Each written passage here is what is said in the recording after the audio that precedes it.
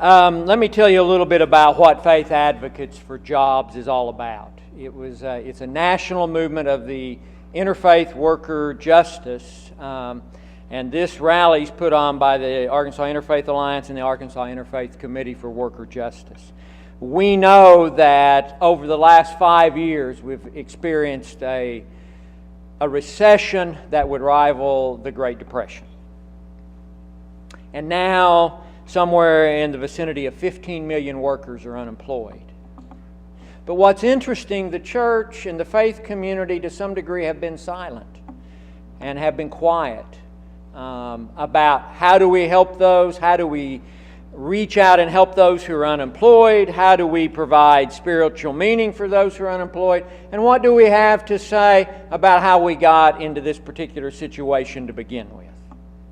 And so I serve on the National Committee for Faith Advocates for Jobs, and we're also working here in Arkansas. Melissa Thomas is our organizer. Our goal is to sign up 150 congregations by the beginning of September who want to do several things. And you have a form, and you'll hear more about the form later, but who will say, we'll do everything from lifting those who are unemployed up in our prayers, perhaps offering support, an unemployment support group. Tonight you'll hear about one such group here in Little Rock that I was very honored to be invited to sit in and participate with.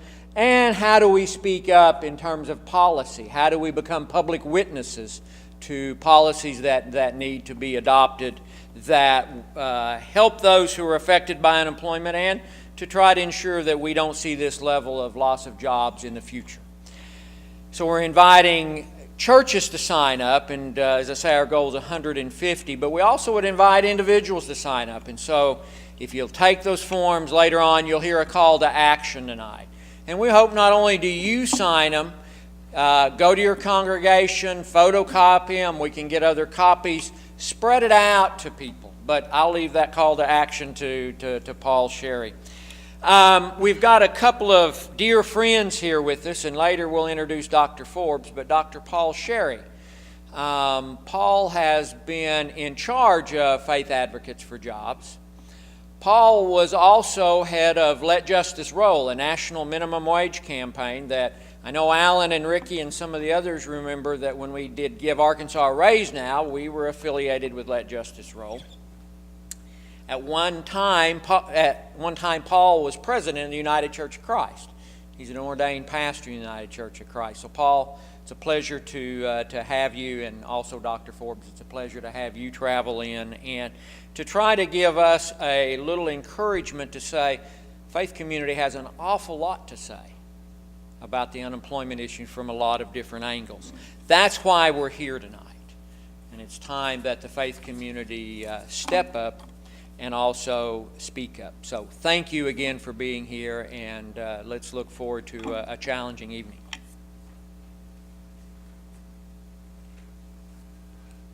The call to worship is simple. The earth is the Lord's and the fullness thereof, the world and they that dwell therein.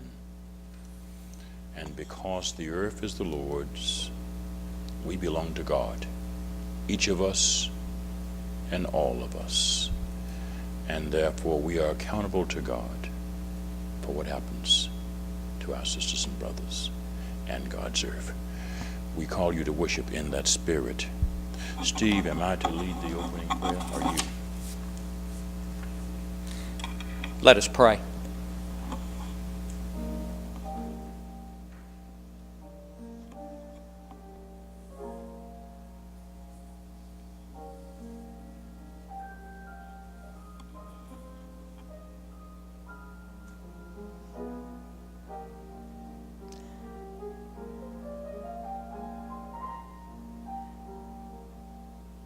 Gracious God,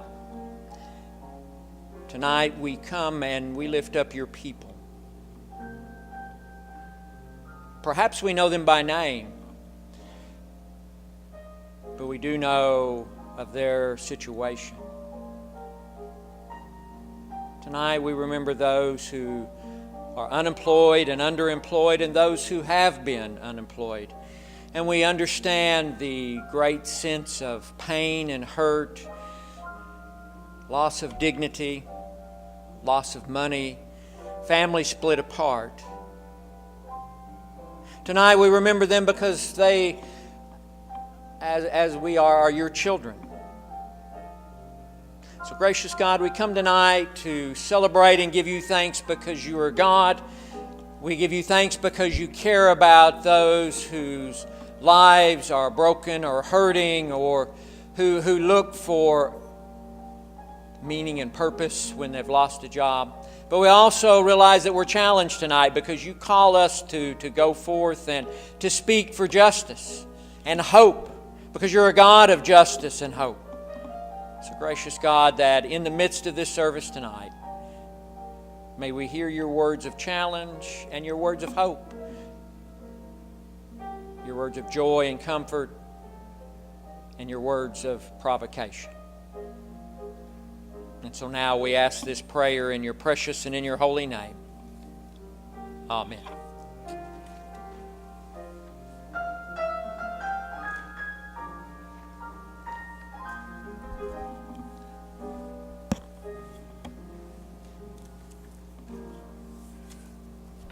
You do not want me to sing a solo. And to show how much you want to avoid that, you are going to join me in singing number 636 so that my voice will be drowned by yours. We gather together, number 636. We'll sing all three stanzas.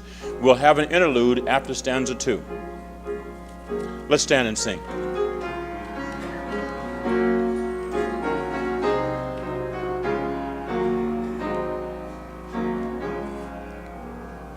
We gather together to ask the Lord's blessing. He chastens and hastens His will to make known. The wicked are pressing, now cease from distressing. Sing praises to His name. He forgets not His own. Beside us to guide us, our God, with us joining, ordaining, maintaining His kingdom divine. So from the beginning, the fight we were winning. Thou, Lord, wast at our side, the glory be thine.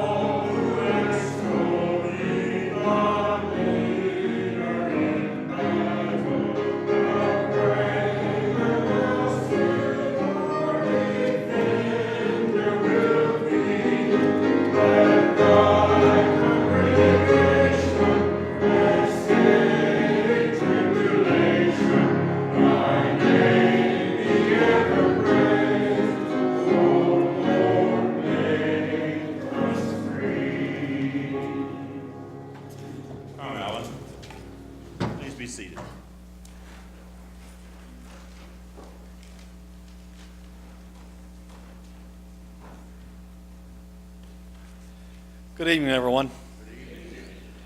My name is Alan Hughes. I'm president of the Arkansas State AFL-CIO. It's a pleasure being here. When Steve mentioned a while ago this deal about the minimum wage and the fight we had at state capitol and what we're doing here today, and I look at this sheet and I think that's the battles that we all fight. We talk about trying to make a living, a good paying living, something to support your families, benefits. We call it pride. We see the attack on workers and their families. It's not just the worker, it's the family that suffers. We do battle at that state capitol every day. And I got to thinking a while ago when we talked about I'm sorry, politics comes into it. It's part of what we do for a living, on educating our members to get these benefits and how to get those benefits and go about it. But to go over to that state capitol and realize the greed that sits in a lot of those chairs, it's about themselves and their pocketbook. It's not about the people they represent. You go and you start looking at who makes up the state house and Senate. There's a lot of business owners in there.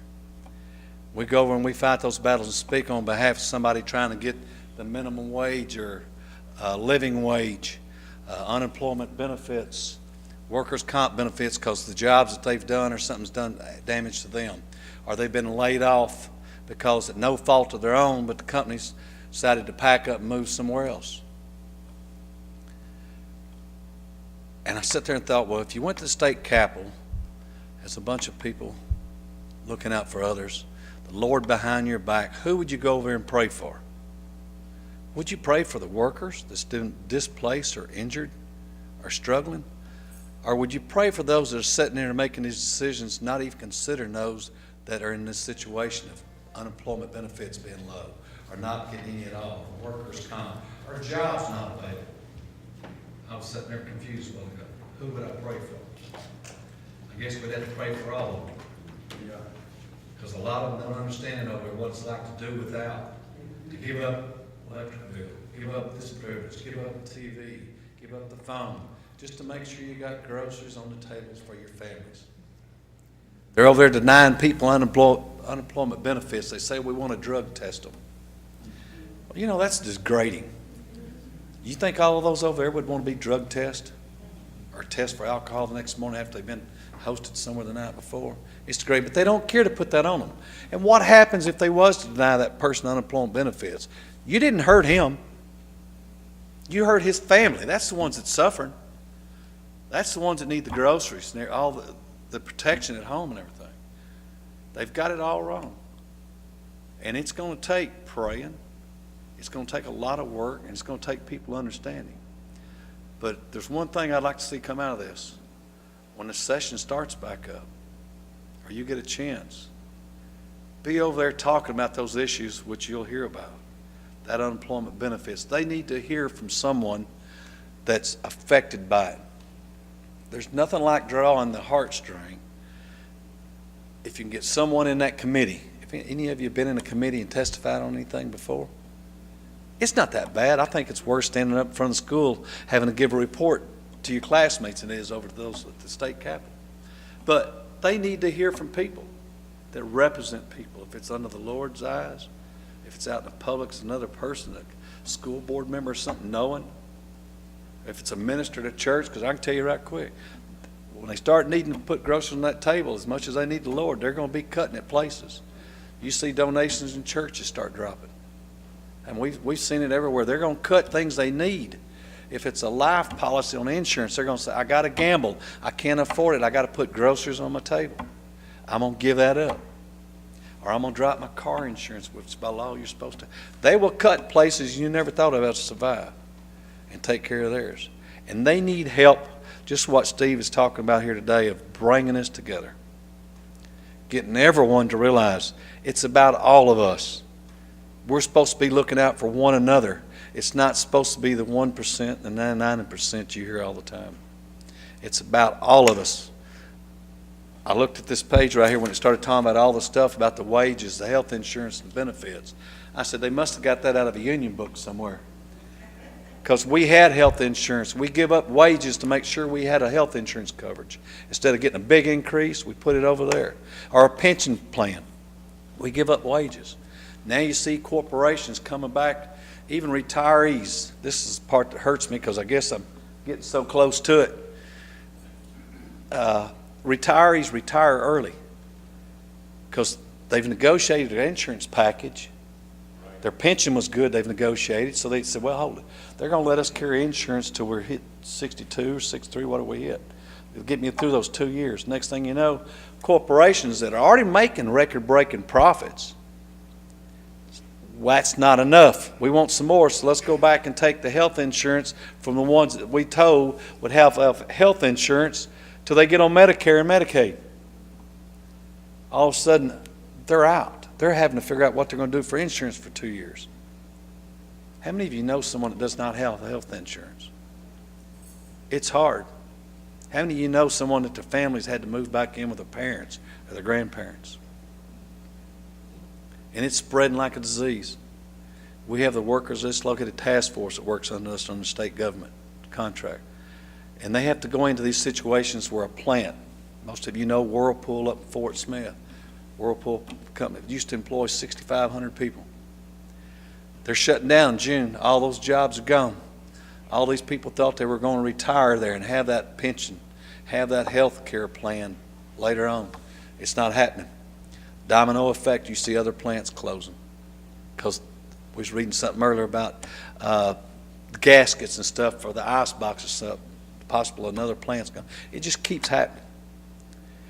Till we educate people on what we ought to be doing and how we can do it, and educate the general public really. And I say, even the ones that are unemployed that's going through this, they don't know. But imagine going into a location where 600 people just been told, we're shutting down next week, here's where you get your assistance.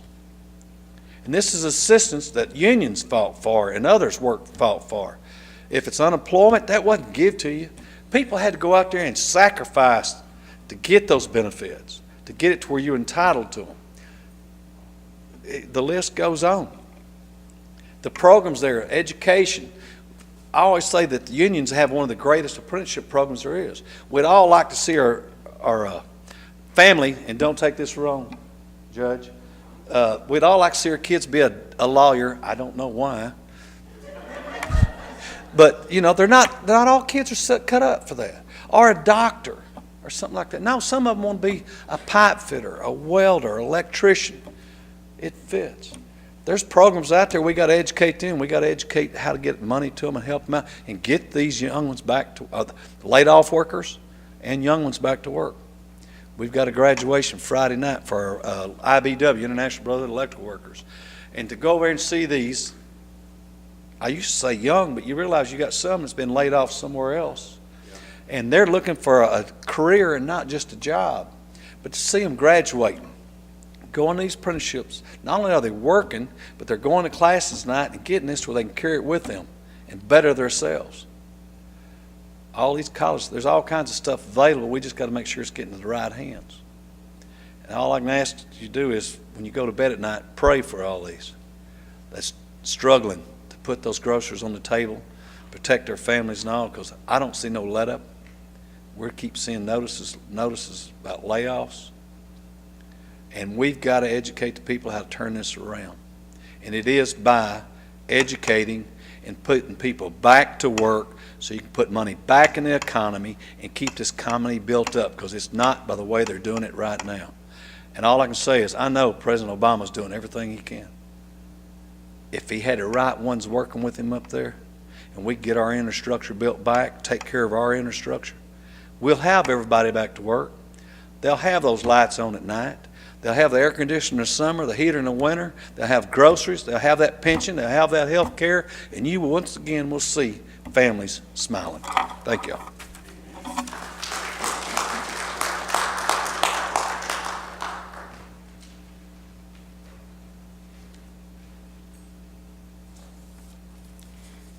This reading is entitled, "You Are Not at Fault," a message to members of your congregation and community. When times are hard and jobs are scarce, you are not at fault. When your employer has moved production and services to other countries where workers receive poverty wages, you are not at fault. When construction and manufacturing jobs have disappeared from our communities, you are not at fault.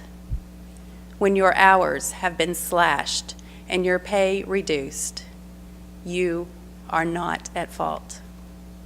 When your kids are sick and you've lost your health insurance, you are not at fault. When your company downsizes, closes workplaces, and eliminates workers, you are not at fault. When good jobs have been replaced by jobs that cannot support a family, you are not at fault. When technological changes have made you expendable, you are not at fault. When you have gotten advanced education and training, but have still not found a job in your field, you are not at fault. When you fear that you might be the next to go, you are not at fault.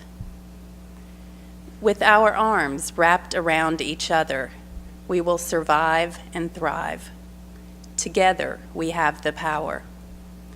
We will find work and use our muscles, brains, and hearts to be of service to others. Together, we have the power. We will learn new skills, create new jobs, and defend the rights of workers. Together, we have the power. We will create a ministry for unemployed workers in our congregation. Together, we have the power. We will lead the way for a more just economy, a world where every person is valued. Together, we have the power. We shall overcome.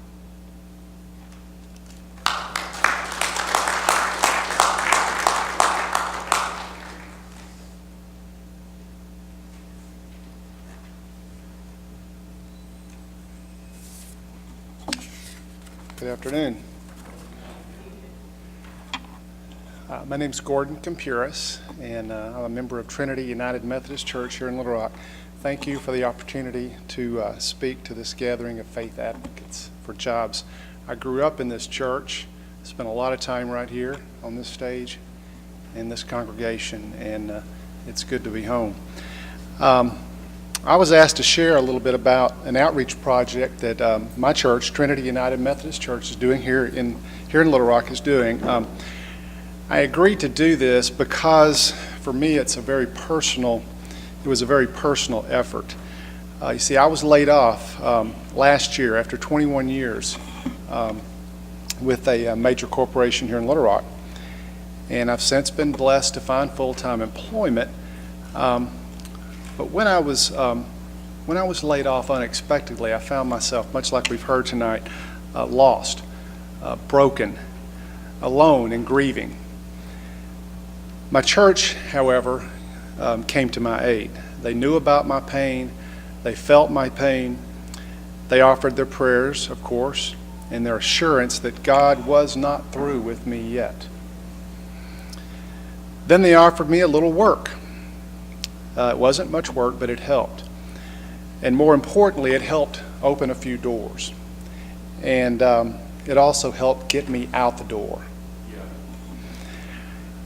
At some point during my unemployment journey, members of my congregation's mission team realized that I was just one example of a much larger Christian mission opportunity. They felt that as a group of believers, they had something to offer unemployed individuals. They, however, were not quite sure what that was. I was asked to help be a part of an unemployment support group and to help develop its goals, its structure, and to help identify individuals, in addition to myself, who could be helped by such a mission. We invited two Methodist ministers, Reverend Stephen Copley and Dr. David Deere, to help us sort out this group. We met over many weeks preparing. We wanted to accomplish a number of things. First, we wanted to shed light on the issue of unemployment, the suffering experienced by the unemployed, and to recognize that ministering to the unemployed was indeed the work of the church and our specific church. We wanted to ask those suffering through unemployment what they wanted and needed that perhaps the church could better offer than they could find anywhere else. We didn't really want to reinvent the wheel. It became clear that as a church, we were in the business of providing spiritual support and attempting to heal the pain and the grief associated with job loss. We also wanted to address a few areas of practical assistance, such as networking help, help finding potential employers, appropriate dress for job interviews, and just basic resume assistance. During our planning, we discovered a book, and I'll just show it to you. It's called You Are More Than a Paycheck. It could have just as easily been called You Are Not at Fault. During our planning, this book really grabbed our attention, and in it we found the basis of what we wanted to study. It offered healing support, it offered sound advice, and a reminder that even though we were between jobs, we were still precious children of God who had incredible worth. It brought much needed comfort and perspective to our struggle. We sensed that it would be difficult identifying and encouraging individuals to come to such a support group, and indeed it was. We shared our group using various methods. We also decided to keep our initial efforts pretty short. We only did 4 sessions over 4 weeks. Our last session was just a week ago this past Sunday. Our numbers were few, but we felt that it was very successful. I can assure you it was very helpful. We all learned from the experience and we grew from it, and we plan to improve, adjust a few things, and repeat the effort later this summer or perhaps this fall. We would love to visit with individuals here or elsewhere who can identify individuals who are suffering who might find such a support group helpful. Thank you.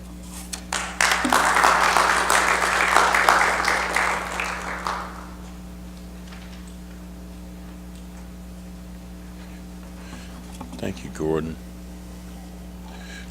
Number 279, as you continue to help me not sing solo, let's stand and sing, "Oh Master, Let Me Walk With Thee." And the interlude will come after the 3rd stanza on this one.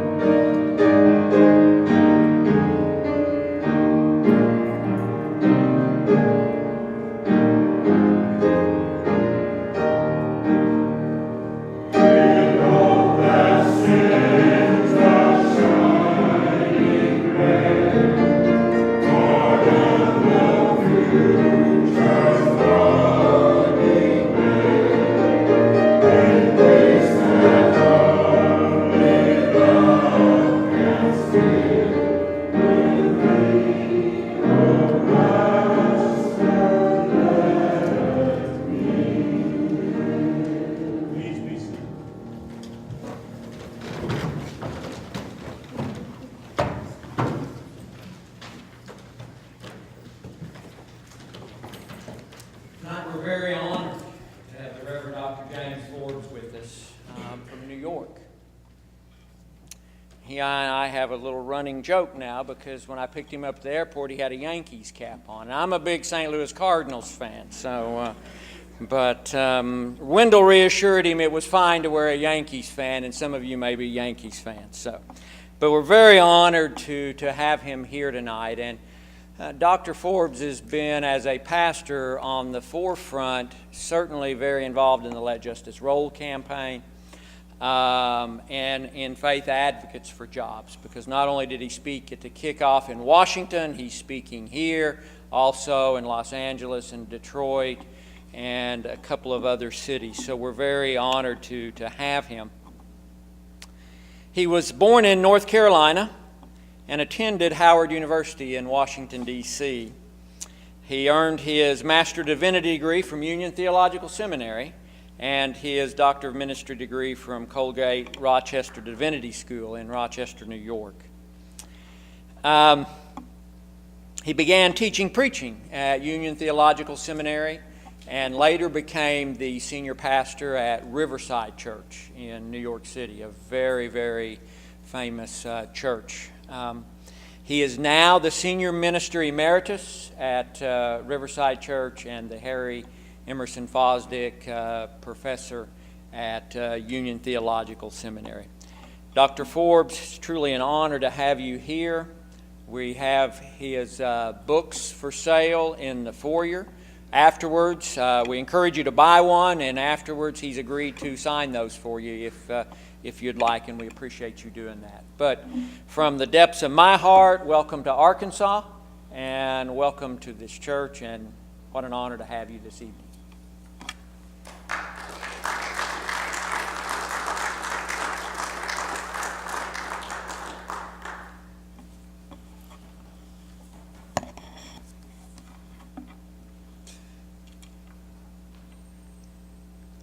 Open my eyes that I might see glimpses of truth thou hast for me. Place in my hand the wonderful key that shall unclasp and set me free. Silently now I wait for thee. Ready, my God, thy will to see. Open my eyes, illumine me, Spirit divine.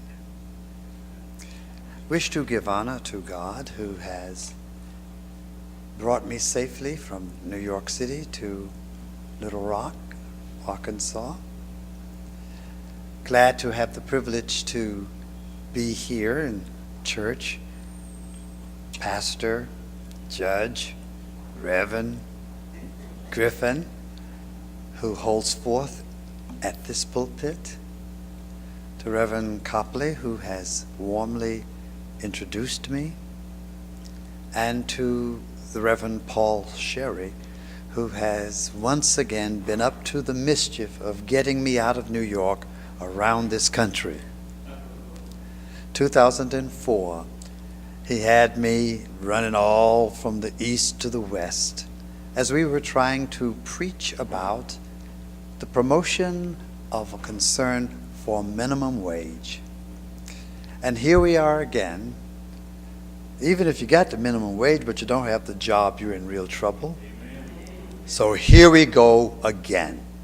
And I think it is an honor to be engaged in a project that is in resonance with the very heart of God, and I do believe that work happens to be such.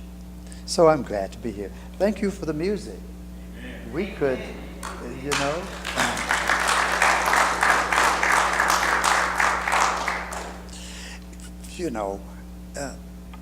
I think that I've learned a long time ago that when you say a rally, what you have in mind is a large group of people with banners and with marching and with singing.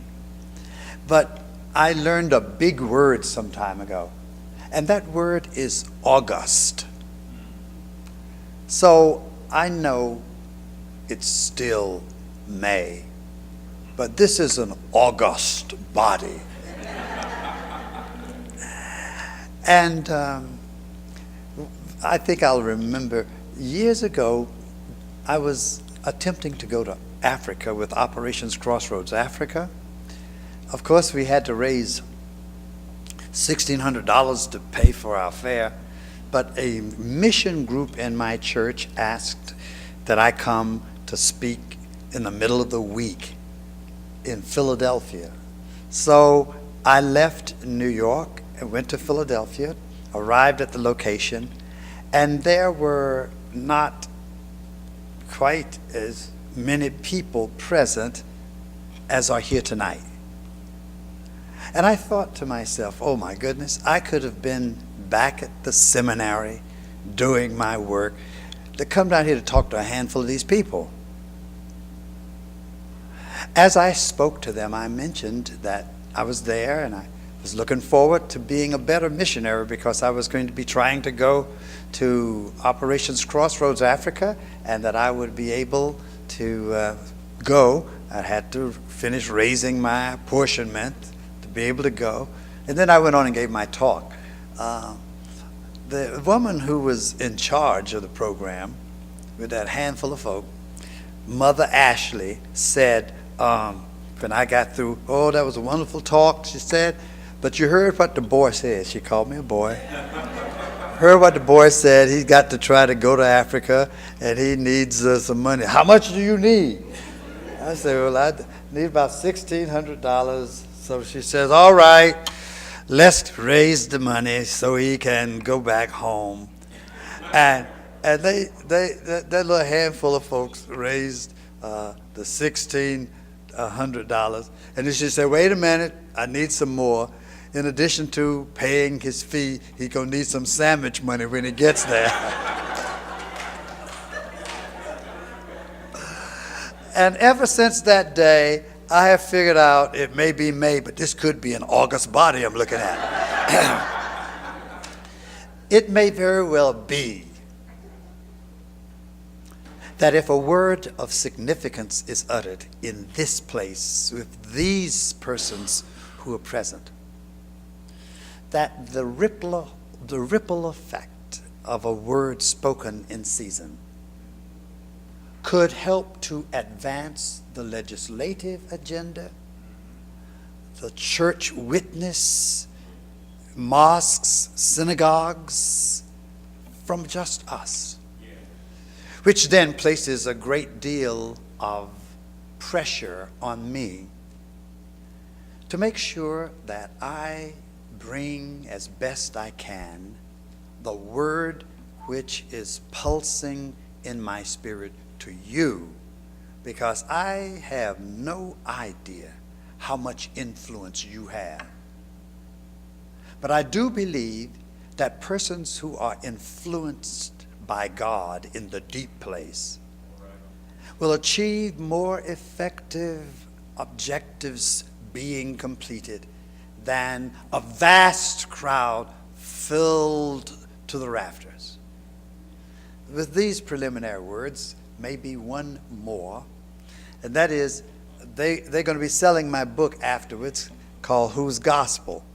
And I want to confess here that that in it I mention Little Rock from 1957 in a chapter about race. My book is, I talk about race, class, sexuality, war, economic justice, and the environment. But in my section on race, you'll find that it's a good chapter. And that you won't be mad with me that I mentioned Little Rock, because I mentioned that the beauty of the Little Rock experience was what began with the surfacing of racial antipathy, ended up with reconciliation between persons who had been adversarial. And if God can do that for two people here in Little Rock, then maybe this nation can get itself together and go on and be the United States of America. Anyway, all of that's preliminary. However, it's Wednesday night. That's prayer meeting night in my church. What are we doing here worrying about jobs? Shouldn't we be singing one more stanza of Just As I Am? Or shouldn't we be having one more reading of the 23rd Psalm? And shouldn't we be clapping our hands and shouting? What about this gathering up in here to talk about jobs? Well, according to my informed analysis of what spirituality is, there couldn't be a more significant spiritual gathering than a gathering to talk about jobs. Let me read my definition of spirituality, which came after Oprah magazine interviewed some of us preachers and saying, what is your understanding of spirituality? I didn't like what I said, so I said, finally I said, well, let me put it this way. And this is why what we are doing in here tonight is as significant as if we were really all down on our knees praying for pie in the sky by and by. Pondering spirituality, I mean to include all there is of me, my body, mind, spirit, and emotions, both public worship and private devotions, my values and habits, hopes and desires, what makes me strong and what inspires. I think of the powers I cannot see and how they help shape my destiny. I think of what brings me joy and peace when burdened, bewildered, what gives me release. I think of my place in my family and the spirit that builds up community. And I wonder if earth is glad I'm here. Am I spreading love or stirring up fear? I try to discern if there's more for me right here where I am or beyond the sea. When I'm in the Spirit, these words come through. You are so precious. I'm glad I made you.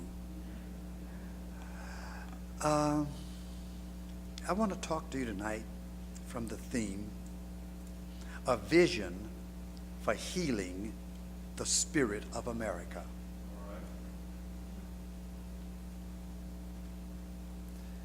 What is the life-threatening malaise poisoning the spirit of our nation? I think it is a syndrome. And by syndrome, I mean a group of signs and symptoms that occur together and characterize a particular abnormality or condition, a set of concurrent things as emotions or actions that usually form an identifiable pattern. Something's wrong with America today. And I think I'm on to what it might be. And the message tonight is about a vision that could do something about it to get us back on track again. The syndrome that I think is at the heart of this American malaise today is, and these are big words, but I use them advisedly. I think in our nation, I am observing a debilitating disquietude and dismay from symptoms of sub-optimized humanity. Ain't that a big sentence? Let me say it again. Let me say it again. I think, well, you see, I think that the partisan bickering, the class clashing, the incivility that comes even from politicians and preachers, that us versus them, that protection of my rights over against the claim of somebody else for that which is mine because I deserve it, and it's not theirs because they don't deserve it. This lining up with the division of the house between parties and this clash with respect to who is in line with God's values, the bickering about reproductive rights and the bickering about configurations of friendships and love and all of it. Listen, my friends, let me tell you, this is not a happy time in this nation. And add to that the economy that is robbing us of a sense of security with respect to our basic subsistence necessities. We're in trouble. And I think at the heart of it, now here comes the sentence again, is a debilitating disquietude and dismay from symptoms of sub-optimized humanity. So let me at least work on the sub-optimized. There is a sense in which God, who made us with a kind of dream of what we might be. I mean, whether or not you are into creationism or evolutionism doesn't matter too much to me, is that there was a way in which human beings, if they lived together, could achieve a certain amount of actually reflecting that they are made in the image of God. But when these symptoms take place, we are not quite the human beings that God anticipated us being. That's why I call it sub-optimized. We are not living the optimal human example that God said, that's the way I want to make my people. Most of the old folks in the country say we living beneath our privilege. That's the same thing. Why don't I use that rather than sub-optimized? We are not quite living up to the people we ought to be. And I think that we know it because God has arranged. This is a fascinating thing. God has arranged that when a human being is functioning according to ideal circumstances, there will be pleasure, satisfaction, and joy, and contentment, and peacefulness, and compassion. But when they are out of kilter, there will be an automatic signal called pain, called anguish, or called disquietude, or called dismay. And there's nothing, God doesn't have to get off the throne or anything to come down here and hit you about it. It's just when these symptoms exist, you ain't going to feel good. You're not going to be generous in your spirit. You're not going to feel like doing much but drawing air through your teeth like that about all the things that are going wrong. Well, whenever this happens, it's debilitating. It robs us of the can-do mentality. It gets us to the place where we really are not happy that we are in this thing together. And we are more interested in protecting a few more days of this anguish for ourselves than engaging in remunerating and also, I think, remediating possibilities for ourselves. Well, anyway, let me say a little bit about the signs. And after that, I'm going to preach a 10-minute sermon. Paul doesn't believe it. He doesn't believe that I will do it. He does not believe. He traveled all over. He never saw me do a 20-minute sermon yet. But anyway, tonight I'm going to do it. But let me say what I think are the signs and the symptoms of this debilitating disquietude and dismay from symptoms of sub-optimized humanity. We are largely out of balance. There are two kinds of folks in this regard. There are the ones who are heavy into materialism, and then there are those who are into spiritualism. And folks that are spiritual often don't do too well with the material. And folks who are doing good with material do not have as much space left in their lives for consideration of the spiritual side. That's out of balance. We are living with also being out of balance, we have a sense of powerlessness. Most people do not believe that they have the power to push a button that will alter these circumstances we have just been talking about. Then there's a lot of paranoia. Folks trying to wonder, who is it trying to get what I got? Who is it that's creeping up behind me, trying to dispossess me of that which I have gained? There is also an increase in tribalism. That shows how intelligent I am. I know folks don't like the word racism. Don't use that word. But tribalism is the same thing. My tribe being God's special tribe. And my gang being the right one. And it happens not only with respect to tribalism, with respect to race, but Lord knows religion. And also there is a pernicious anemia of purpose.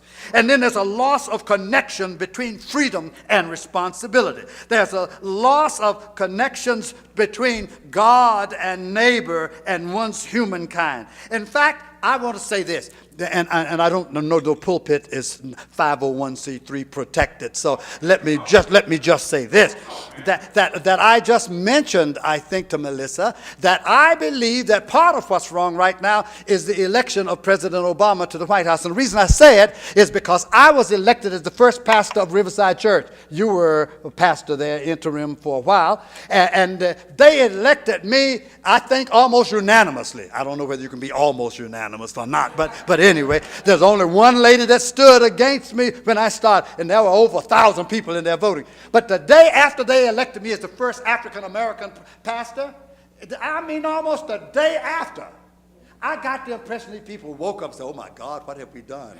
We have elected a black pastor in here. And Lord knows, when I had finished 18 years, some of the same folks that gave me Hades the whole while I was there, they were there waiting to give it to the next guy that came along who also was African American. Let me tell you something. If you've been raised in a white supremacist society, and all of us have, blacks and whites, and then you see all of a sudden the premise of white supremacy being detonated by the presence of an intelligent man. Oh, you are very intelligent. You talk nice. And your family look like they decent people. And you got them folks up in the White House. There are a whole lot of folks who 4 years later are still suffering from post-traumatic stress disorder, that their security blanket has somehow just been stolen from them.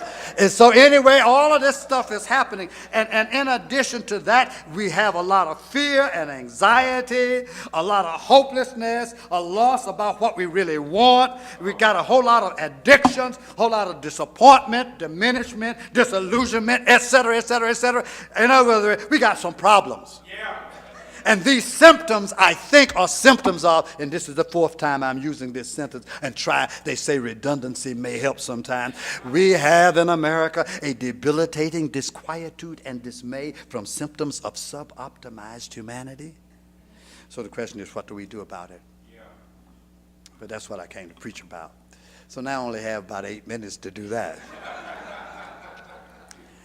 I found a vision in the 15th chapter of the Gospel of Luke that I think is strong enough that it could actually begin to heal what ails our dear beloved country. I'm just going to read a few verses. Actually, Pastor Copley, it's from the parable of the prodigal son. I smile when I say that, because most of us preachers know that if there's ever a parable that's been overpreached and overpreached, it's the parable of the prodigal son. In fact, one pastor was going to do a 12-part series on the prodigal son. And after about the fourth in the series, one officer said to the pastor, Pastor, you know what? Sometime I wish that boy had never come back home.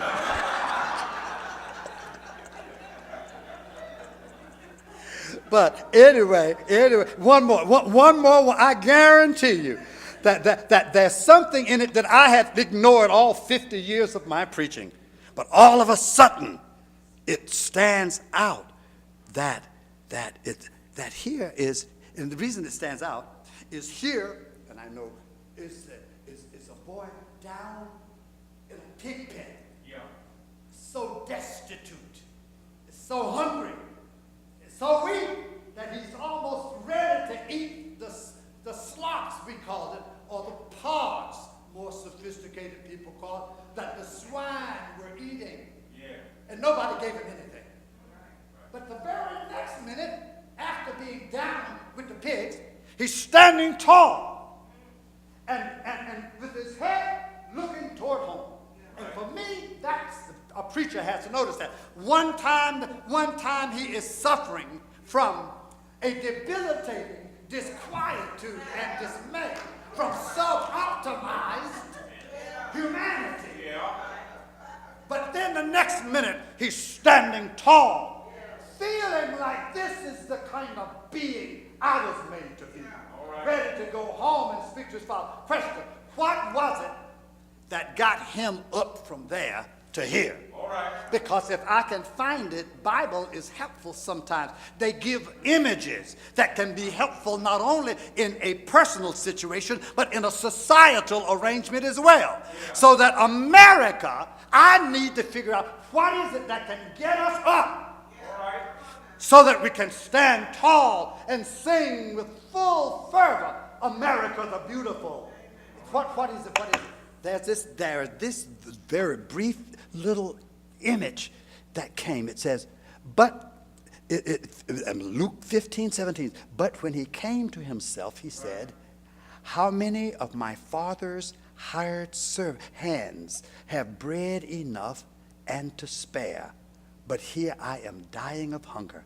I will get up and go to my father, and I will say to him, Father, I have sinned against heaven and before you. I am no longer worthy to be called your son. Treat me like one of your hired hands. So he set off and went to his father. That's it. That's it. You get the thing that got him up. Now you can say it from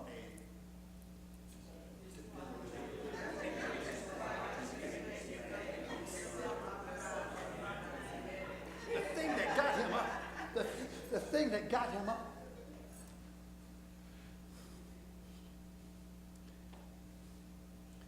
It's a vision. It's the vision in his head that had been taken photographically and etched there was 12 o'clock around a table on his father's plantation, for heaven's sake, with those men and women who had worked earlier in the day. I guess they were mostly men in biblical times. And they had come in for lunch. And the table was filled with goodies for lunch. Sufficient amounts. They said bread enough and to spare. Reflecting the generosity of those who were making the arrangements, which would suggest not only were they given a decent lunch, but it suggests a living wage. If he's that generous, a living wage, and enough for them to eat lunch, but enough to take home for their families to have what they need in order to subsist and to thrive and to do well. His image in his head is they were there, and there was sufficient on the table that they could actually pass the biscuits or the cornbread, or should I say hush puppies, so I'll be regionally correct. But anyway, they had enough that they could pass the plate, and they didn't have to watch. Like in my family, they had 8 kids. We were scared to pass the biscuits. We never know whether they would come back around again. But these guys, they had enough to share, and they could talk about, oh, my grandbaby just had a tooth. Just had a tooth. And they could talk about a fish I caught, or they could talk about their game that they had played so well. They were convivial. They cared for one another. They shared with one another. That was the thing that got him thinking. I thought what I wanted was the portion of goods that were going to fall to me. But really what I want is I want to be loved for who I am. I want to be loved as a person who has the capacity to make a contribution to the life of the world. I want to be able to make a decent living for myself and to take care of my family. I want to be able to have joy in my presence and a sense of sorrow at my departing. I want to be a part of a community that I can talk with, joke with, laugh with, play with, have fun with. That's really what I want, is I want a sense of love in community. I want my gifts respected, and I want my capacities to be valued, and that's what I want. I'm talking to the AFL-CIO. The stuff you union people put down on the table. That's what the folks want. Yeah. That's what he wanted. And those that image is all I want to talk to you about. I'm not through. Can you imagine an America where the masses of the people are aware that most Americans who believe in the Constitution, life, liberty, and the pursuit of happiness, most of them want love. They want to believe that they are endowed with certain capacities. They want their gifts to be wanted, to be so constant that they will be educated appropriately so that they can make their contribution. And they would like to be able to be a community of friends that respect them and that enjoy being. And that they have a little bit of leisure time for relaxation, et cetera, et cetera. That's what they want. Yeah. That's only one thing. That's what they want, but more than that, that's what God wants for them. And that's what I want to preach about. And I want, Paul, I almost made it, but now I've got to start all over. That's what God wants. Don't you all recognize that God, in the very beginning, if you know any theology at all, you know that in the beginning, God created the heaven and earth. The first thing you learn in the book of the Bible is that God is a worker God. Yeah. That God is able to kneel down like a mammy bending over her baby and forming humankind and then breathing. And God takes the light on one hand and the darkness on the other. And God said, let there be. And God is a worker. But the second thing you learn right in the first chapter is that God made us in God's own image and likeness. That means every human being that's made by God is living a self-optimized existence if there is not the awareness that that person wants to work. You cannot find anybody made by God that doesn't want to work unless it's been tampered with. Tampered with by structural force. Tampered with by a sense of nobodiness. Tampered with by a sense that they don't matter. That being made by God is to want to work. It's to want to make a contribution. It's to wish to have a legacy that I made a difference. I got to thinking, if that's what the folks want, and that's what God wants, then why are we messing around with this unemployment level we got? Why are we messing around with this situation where, hey, the market didn't give them a job, forget them? No! God wants every child that God made to be able to fulfill the image and likeness of God and to avoid a sub-optimized human situation. That's what God wants for everybody. Therefore,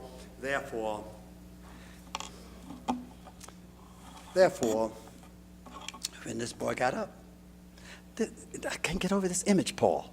Paul, what if the United States of America became a place where when a kid was born, whether that kid is black or white, we assume that, there's yet another philanthropist.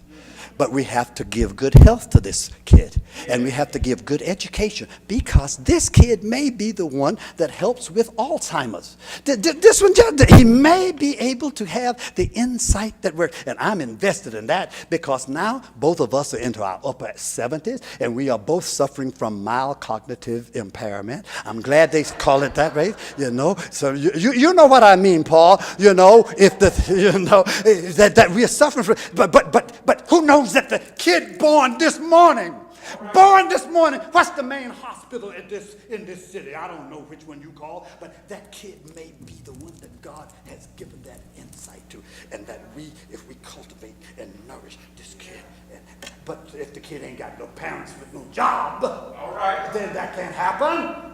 Anyway, let me close. When the boy finally got home, he said, "Daddy, make me a hired servant." The image of a working America. Doesn't matter to me whether you're a Democratic or a Republican. A working America with a decent wage. Yes. And with worker justice, dignity in work, capacity to have a say about the conditions. Oh, man.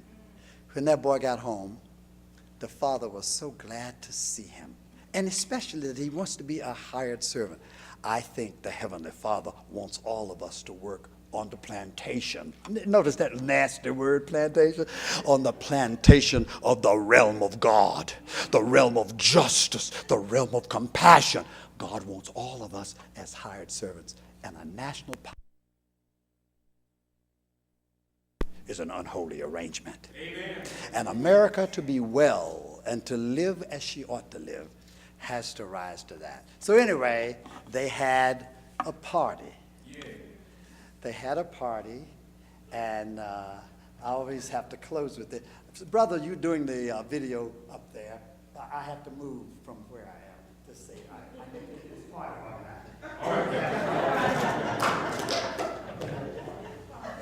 the party is for all of those who rejoice in the return to full humanity of God's children. Right. And so the big question, who's the preacher here? You preacher. Pastor, I want to ask you a question. And then I'm sitting down. Listen, I always wondered as a little kid, when this thing said that the elder brother came up, and I think we need to have some sense of the elder brother. He thought that this was not worthy of this guy, that he comes home. He thought he'd been with prostitutes, you see, down with the Secret Service down in Colombia.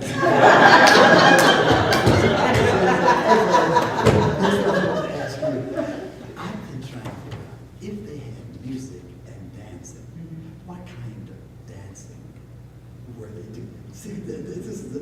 See, I grew up in a Pentecostal household, and they would have made you think that what they were doing was shouting like they do in church. But Pastor, I don't think they were doing that in church, do you? I think, you know what I think they were doing? I think they were doing the electric slide. That's what I think they were doing. So what I would like to do, I would like to promote around the country that everybody that's invested in full employment, which Dr. King was asking about, or if you can't work for some reason, that the productivity of this wonderful capitalist system provides for us to take care of those who cannot. And also that we have a living wage for these people, and also good worker justice so that there can be dignity in their participation in the means of productivity. What I would like to do is to celebrate with the electric slide. So,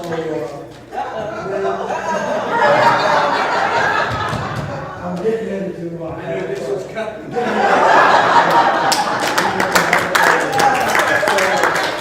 So if you can help us out, I'm going to help my brother out here. But the point is that we must learn that this is what God wants. Yeah. All right. And it is also what we want when we really know what we want. And that we are called upon to be the instrument that God uses to make it a reality in our culture. So let's have the party. So here goes 1, 2, 3,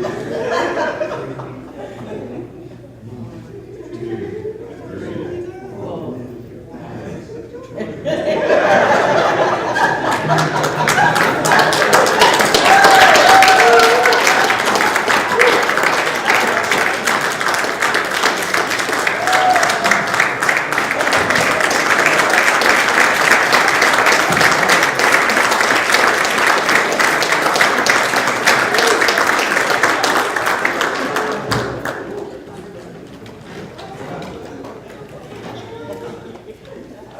Tell me, how do you follow that?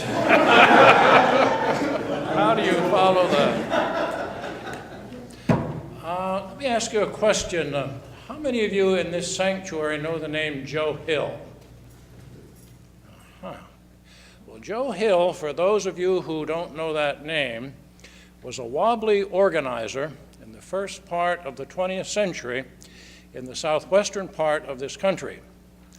And he was put to death by his accusers unfairly. And when he was about to die, he is reputed to have said the following. He said, "My friends, don't agonize, organize." Now, why do I tell you that story following what you've just heard from Dr. Forbes? If indeed we're to change the direction of this society, if people are to be fed, if children are to grow with decency and dignity, if indeed our society is to prevail, we, those of us who see a different way for our society, we don't have time to agonize. It's time to organize. It is time to come together as one people and build a society fit for all of God's children. And that's what Faith Advocates for Jobs is all about. We are an interfaith campaign.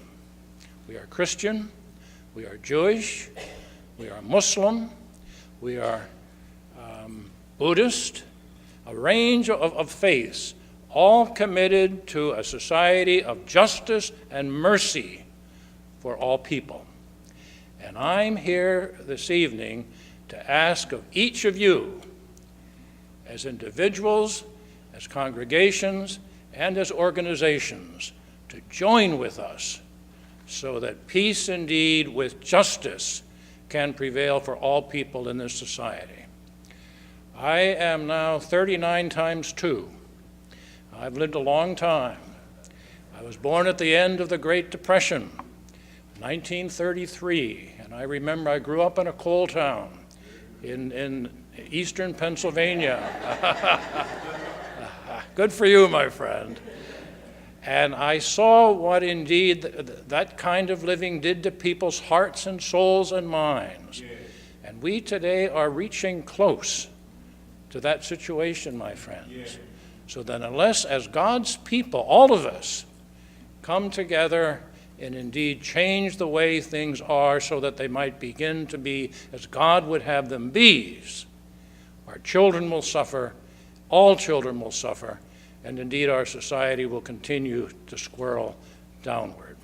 So please, today, I ask you, will you join with us as individuals, as congregations, and as organizations, so that together we can indeed build a society more fit for all of God's children?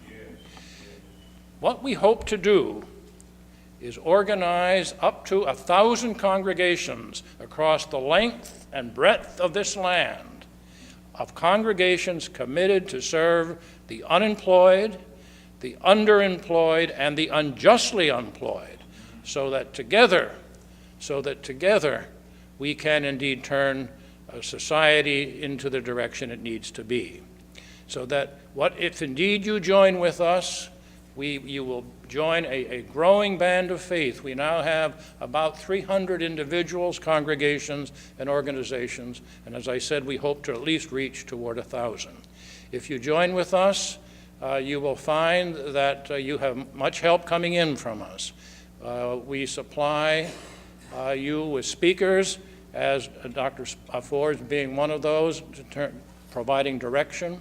We have monthly conference calls where we share ideas. For example, what you're doing, I hope you will share with that on one of our phone calls. We have a continuing newsletter. We work with the AFL-CIO. They're on our board of directors. We work with SEIU. They're on our board of directors. And, of course, a broad range of organizations across this country. So tonight, if indeed you join with us, you will help us achieve the goals that indeed we're out to achieve. Will you do that? Amen. Yes. Thank God. Even before you leave, if you can, sign the sheets that, Steve, you did sign ahead of time.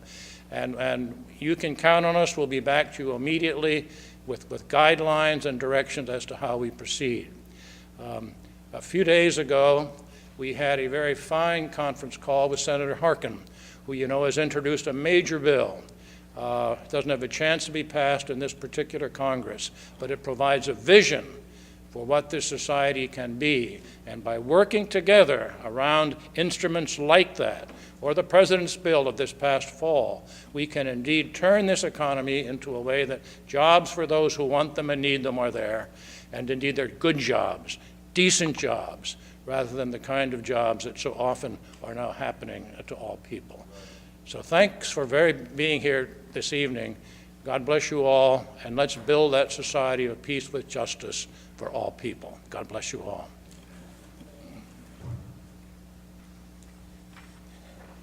I want to thank everybody for coming. In a minute, I'm going to ask Wendell if he'll come back up and lead us in song. Dr. Forbes, thank you for being here. I actually made an A at SMU in preaching, but I just failed dancing, didn't I? And I hope that wasn't on camera, because if my wife sees that, it's all over, because she knows I have 2 left feet and 2 right feet. Now she'll have proof of it, but thank you for being here and for that magnificent word. Thank all of you for being here, and I'm going to ask Wendell if he'll come back and lead us in song, and then Rabbi Gene Levy will come and close us with our benediction. I'm going to do a Baptist thing. You've been asked to make a commitment of the faith advocacy jobs, and I want to ask you to do something. If you do not have an individual and or a congregational commitment form, raise your hand. If you do not have one, Suzette, yes, let's make sure you get one. I'm just stupid enough to believe that if you don't have one, you can't make a commitment. I'm just stupid, but I'm also faithful enough to believe that you aren't here without wanting to be committed. And therefore, I'm going to encourage you to take the form. And I don't want you to do like people do church bulletins. You know, people take church bulletins and they take them out and they leave the church bulletin, and sometimes they leave them in the pew. And I'll sometimes wonder, you know, Dr. Forbes, does that mean they left the experience with God in the pew too? But take the form and complete the form. It's not costing you anything except a commitment. All we want to know is who will be committed to join in this collaboration. Now, New Millennium Church, you know, you got a crazy preacher. So, as we used to say back home, us is in it, all right? We are in this thing with you, Dr. Ford. We're in it, Dr. Sperry. We're in it. Okay, Alan, we're in it. And so the judicial discipline folks can come get me again, because we're in this thing. We're signed up for this thing. But we want to make it individually and congregationally. And now, where you want the forms? Where you want to send the form? Give them to Steve. All right. If you need writing instruments, Preacher Griffin will get you a writing instrument. All right. But I don't want you to leave here without having make the commitment. See, I'm from the old school. If you don't get the commitment while folks are there, they'll get home and they put on their floppy clothes and they'll forget about it. Take my life and let it be consecrated. Consecrated, number 277.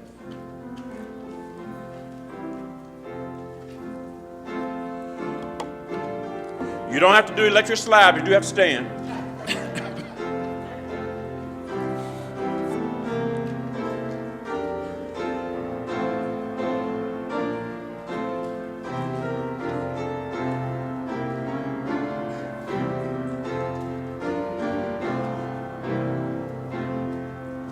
Take my life and let it be consecrated, Lord, to Thee. Take my hands and let them move, and make them full strong.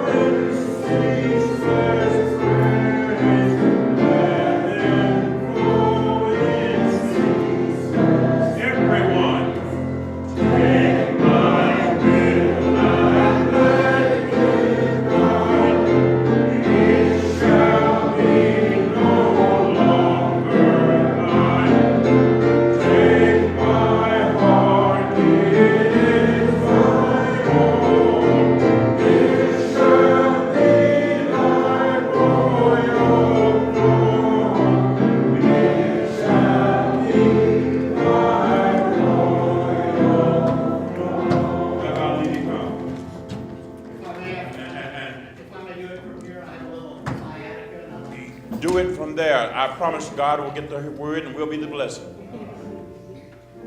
So part of the benediction actually comes from our Bible, from Leviticus 19. Do not cheat anyone. Do not mistreat foreigners who are living in your land. Yes. Treat them as you would treat a fellow Israelite, and love them as you love yourselves. Remember that you were once foreigners in the land of Egypt. I am the Lord your God. Do not cheat anyone by using false measures of length, weight, or quantity. Use honest scales, honest weights, and honest measures. I am the Lord your God. Yes. God, these words were from thousands of years ago. But so long as they are only words on paper, they are only words on paper. As we have heard tonight, may we take the spirit of our nation, infuse them with the words of our Bible and life, and then go and do action. And God be with us as we do so. Amen. Amen. Don't forget there are books to be purchased, and Dr. Forbes will autograph them. Please go by. Steve Copley will take your commitment forms.